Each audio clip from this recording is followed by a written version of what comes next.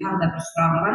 Сол жекеменшік балабақшалар бойынша жаңағы біз қолымызға қосымша жаңағы айлықтан басқа ақшаны аламыз ғой. Жаңа өзіңіз айттыңыз, дәлелдемелер болса қажеттілікке жұмсалғаннан басқа деп.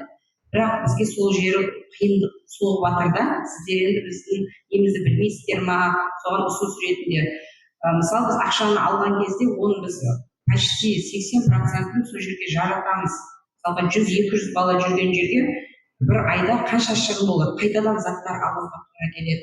Ыдыс аяқтан бастап постель дейді, жаңағы мебель дейді, ол жерде оформление дейді, барлығы өзіміздің мойнымызда, білесіздер, қызметкерлер төменгі айлықта жұмыс істегендіктен барлығы өзіміздің мойнымызға түседі. Ал енді біз оны қайдан аламыз? Біз базарға барып бізге енді дәлелдеу үшін СП сал дейді бухгалтерлар айтады. Біз базарға барып зат алсақ, бізге айтады СП сал десек, онда заттамай-ақ қой дейді бізге. Біз енді магазин аралаймыз.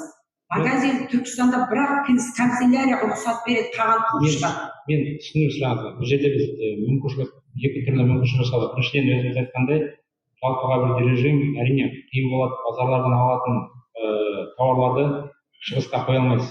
Сондықтан қазір арнайы режим шеңберінде 2,5-2,4 миллиард шамаға дейін жұмыс жасасаңыз, сіздің активтерде дошкольное образование біз қосып жатырмыз. Разрешенный вид деятельности онда шығыс жинақ керек емес.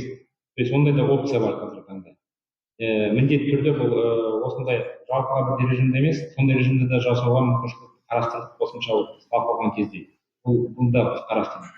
Бұл кезде сіз КПН 5% төлемейсіз, жалпыға бірде обороттан 4% дедік, егер әкімдік 2% болса, сол обороттан 2% салып төлейсіз. Онда құжат жинақ керек емес, бухгалтерді ұстау керек емес.